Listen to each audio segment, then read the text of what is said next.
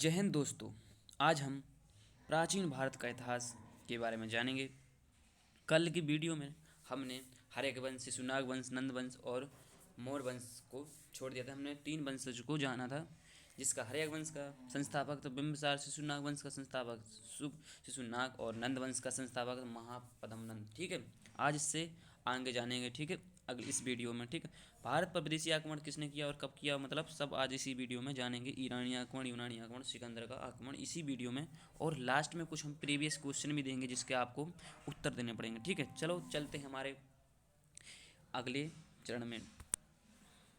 मौर्य वंश से पूर्व भारत पर विदेशी आक्रमण, मतलब जब मौर्य वंश से पूर्व भारत पर कितने विदेशी आक्रमण हुए थे उनके बारे में आज हम इस वीडियो के माध्यम से सब कुछ जानेंगे। ठीक है, भारत के पूर्वी क्षेत्र में मगध एक शक्तिशाली महाजनपद था। इससे अलग बगल के छोटे राजाओं को हराकर भारत के पूर्वी क्षेत्र में राजनीतिक स्थिरता ला दी थी। मतलब मगध सबसे बड़ा महाजनपद था और इसका पूर्व क्षेत्र में राजनीतिक स्थिरता ला दी। मतलब छोटे मोटे राजाओं को जीत कर ये मगध का सबसे बड़ा साम्राज्य स्थापित कर लिया। किंतु भारत के पश्चिम उत्तर में, मतलब भारत के पश्चिम उत्तर में छोटे छोटे राजा थे का शासन था, जो कमजोर शासक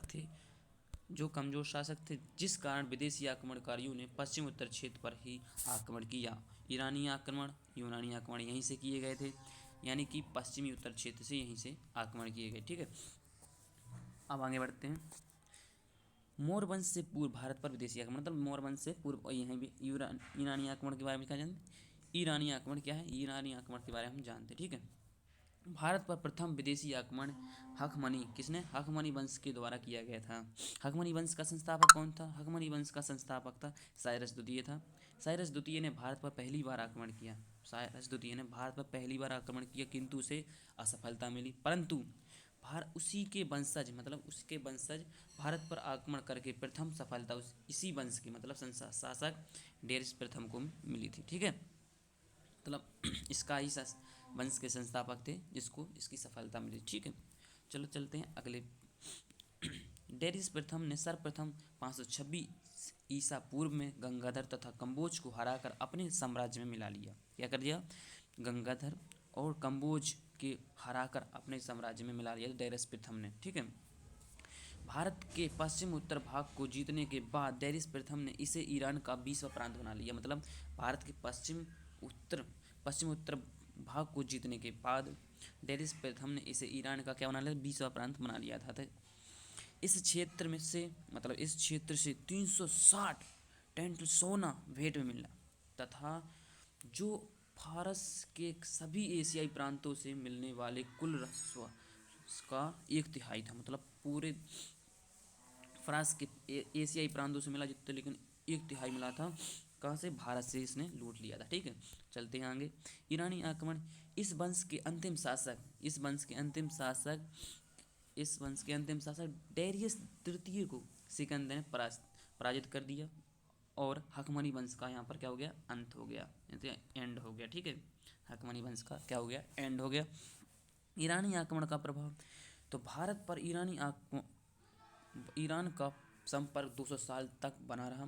ईरानी आक्रमण के फलस्वरूप व्यापार को बढ़ावा मिला। मतलब ईरानी आक्रमण के फलस्वरूप व्यापार को क्या मिला, बढ़ावा मिला। तो यूनानी आक्रमण देखें, अभी हमने देखा था ईरानी आक्रमण, अब देखेंगे यूनानी आक्रमण। यूनान के राजा फिलिप का पुत्र सिकंदर था। मतलब यूनान के राजा फिलिप का पुत्र कौन था, सिकंदर था। सिकंदर का मूल नाम अलेक्जेंडर था। इसका जन्म मैसिडोनिया, मतलब मैसिडोनिया में 356 ईसा पूर्व में हुआ था। पिता की मृत्यु के पश्चात लगभग 20 वर्ष की आयु में सिकंदर राजगद्दी पर बैठा। सिकंदर के गुरु का नाम क्या था, सिकंदर के गुरु का नाम क्या था, सिकंदर के गुरु का नाम था आरस्तु। सिकंदर के गुरु का नाम था क्या था, आरस्तु। इसकी प्रिय पत्नी का नाम था रुखसाना था। घोड़े का नाम था बुकसेल्फ्स, मतलब इसके घोड़े का नाम था बुकसेल्फ्स। ठीक है, इसको भी देख लेंगे थे। अब यूनानी आक्रमण, सिकंदर ने जब भारत के पश्चिम उत्तर से आक्रमण शुरू किया तो सबसे पहले तक्षशिला के राजा, मतलब भारत के सिकंदर ने भारत के पश्चिम उत्तर से आक्रमण किया तो सबसे पहले तक्षशिला शिला के राजा अंबिक ने सिकंदर की अधीनता को स्वीकार कर लिया। मतलब सर्वप्रथम सिकंदर ने तक्षशिला के राजा अंबिक को हराया। ठीक है, उसके बाद सिकंदर ने पंजाब, झेलम तथा चिन्नाब के बीच का मध्यवर्ती क्षेत्र के राजा पोरस पर आक्रमण किया। इस युद्ध को झेलम वित्सता या हाइडेस्पीज मतलब हाइडेस्पीज का युद्ध भी इसी क्षेत्र को कहा जाता है। इसको ये क्वेश्चन बनता है, हाइडेस्पीज का क्षेत्र किसे कहा जाता है, तो किसको कहा जाता है, झेलम तथा चिनाब के बीच की मध्यवर्ती भूमि को हाइडेस्पीज का क्षेत्र कहा जाता है, युद्ध का भूमि कहा जाता है। ठीक है। यूनानी आक्रमण, राजा पोरस ने सिकंदर के अपने राज्य पर आक्रमण करने पर कड़ा प्रतिरोध किया। मतलब राजा पोरस ने सिकंदर के अपने राज्य पर, मतलब सिकंदर जब राजा पोरस के राज्य पर आक्रमण किया तो राजा पोरस ने उसका कड़ा विरोध किया। सिकंदर पोरस की बहादुरी से अत्यधिक प्रभावित हुआ तथा उसका राज्य वापस कर दिया। मतलब सिकंदर ने राजा पोरस का राज्य उसे वापस कर दिया। सिकंदर की सेना ब्यास नदी को पार करने में से मना कर दिया। सिकंदर ने अपनी सेना को नदी पार करने के लिए बहुत प्रेरित किया, लेकिन उसकी सेना ने नदी पार नहीं की, अतः सिकंदर भारत से वापस लौट गया। ठीक है। यूनानी आक्रमण क्या था, सिकंदर का थल सेनापति, सिकंदर का कौन, थल सेनापति सेल्यूकस निकेटर था तथा जल सेनापति निरियकस था। ठीक है। सिकंदर भारत में 19 महीने, मतलब सिकंदर भारत में कितने महीने, 19 महीने तक रहा। ठीक है। वापस लौटते समय 323 ईसा पूर्व में बेबीलोन में सिकंदर की क्या हो गई थी, मृत्यु हो गई थी। बेबीलोन राज्य नामक स्थान पर इसकी मृत्यु हो गई थी। ठीक है।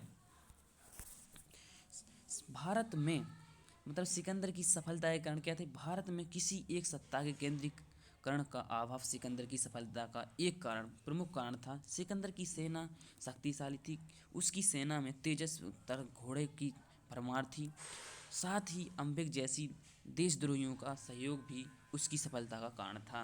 मतलब देशद्रोहियों का सिकंदर के आक्रमण का सर्वाधिक महत्वपूर्ण परिणाम था भारत और यूनान के मध्य विभिन्न क्षेत्रों से सीधे संपर्क की स्थापना हो गई थी।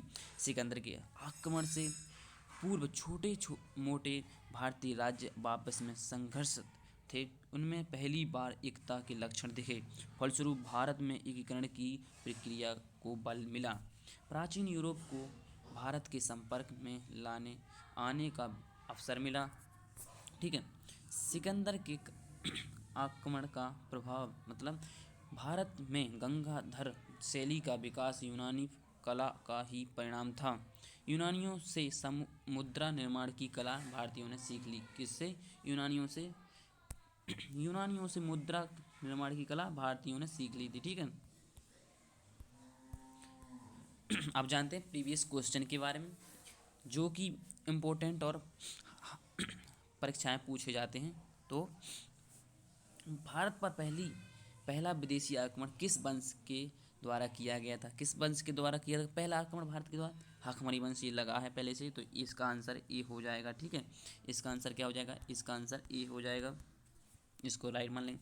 सिकंदर के गुरु का क्या नाम था, सिकंदर के गुरु का क्या नाम था, अरस्तु था, तो इसका बी आंसर सही हो जाएगा। ठीक है। सिकंदर कितने समय तक भारत में रहा, सिकंदर 19 माह तक भारत में रहा, तो इसका बी आंसर सही हो जाएगा। ठीक है। अगले क्वेश्चन की ओर बढ़ते हैं। हाइडेस्पीच का युद्ध कब हुआ, हाइडेस्पीच का युद्ध कब हुआ था, 326। हाइडेस्पीच का युद्ध 326 बीसी में हुआ था। ठीक है। 326 का ए आंसर सही हो जाएगा। ठीक है। 326। ठीक।